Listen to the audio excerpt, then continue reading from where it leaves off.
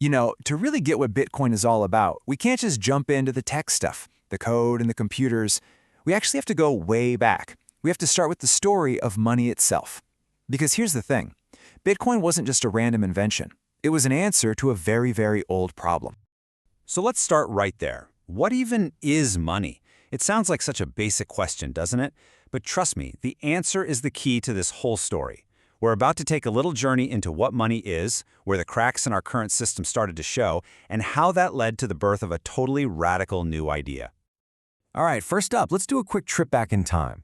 The way we've exchanged value has gone through some pretty massive upgrades over the centuries, and each new version was trying to fix the problems of the last one.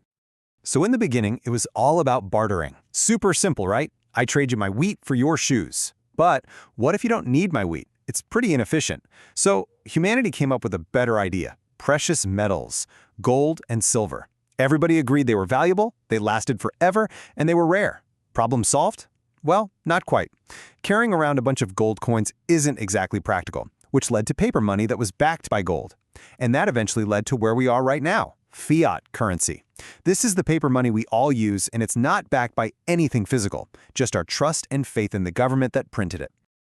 And that word, trust, man, that is so important, because as convenient as our current system is, it has this one fundamental flaw, a flaw that would eventually set the stage for a massive global crisis of trust. And that flaw, that core problem, has a name: inflation. See, with fiat money, there's no limit. A government can just decide to print more of it. And basic economics tells you when you make more of something, each one becomes less valuable. So that means the money you have saved up, the money in your wallet, is constantly, slowly but surely losing its power. This is where that abstract idea becomes very, very real. Just think about it. Back in, say, 1970, $100 could get you a grocery cart that was literally overflowing. Today, that exact same $100 bill might get you just a couple of bags. The number on the paper is the same, but its actual power has just been drained away. That's inflation, right there in your shopping cart. And that slow leak of trust? It absolutely exploded in 2008.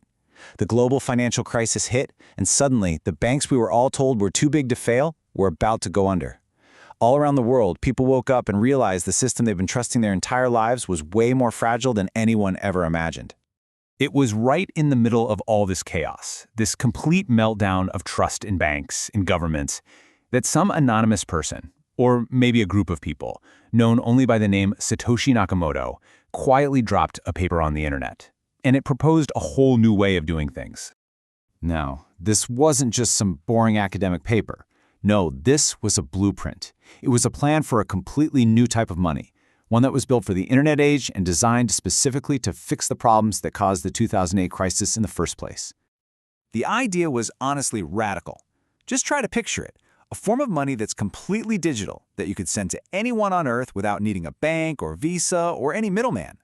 Money that a government couldn't just print more of because its supply was fixed by math and secured by computer code. That was the core idea behind Bitcoin. And if there was any doubt at all about why Bitcoin was being created, Satoshi left a little message embedded in the very first batch of transactions, what's called the Genesis block. It wasn't just random code. It was a newspaper headline from that exact day, a direct commentary on the failing system. Think about that for a second. It wasn't just a timestamp. It was a mission statement. It was a declaration of independence, in a way. It was saying, right from day one, this was created to be an alternative to a system that needs constant bailouts from the very people it's failing. Okay, but people had tried to create digital money before.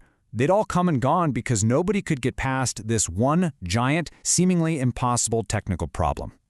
So here's the problem. Think about any digital file, a photo, an MP3, anything. You can copy it perfectly, 1,000,000 times over. And that's fantastic for sharing stuff, but for money? It's a complete disaster. If I can just copy and paste a digital dollar, then it's instantly worthless. For years, this was called the double spending problem, and no one could figure it out without having a bank in the middle to keep a central record. This is where Satoshi's real genius kicked in. The solution was the blockchain. The easiest way to think about it is like a public ledger or a notebook that's shared and copied across thousands of computers all over the world. Every single transaction is a block that gets chained to the one before it, creating this unbreakable, unchangeable public record. Because everyone has a copy, you can't cheat, you can't fake a transaction, you can't spend the same money twice. It solved the double spending problem and created something totally new: digital money that was actually scarce and didn't require trust in any single company or person. And from that spark, the idea just started to grow. It began in 2010 with the now famous first ever purchase, 2 pizzas for a mind-boggling 10,000 Bitcoin. By 2017, it had its first massive price surge that caught the world's attention. After a few more crazy cycles, it hit new highs in 2021. And today, well, it's an asset that Wall Street, major companies, and even entire countries are taking seriously.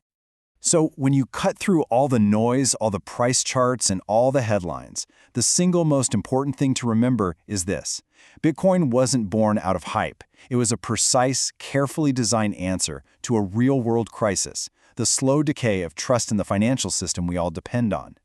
Which really just leaves us with one final big question. Our entire global economy is built on a system of trust. Trust in our institutions, trust in our governments. But the story of Bitcoin forces us to ask, what do you do when that trust gets broken? What's the alternative? And honestly, that's a question worth thinking about.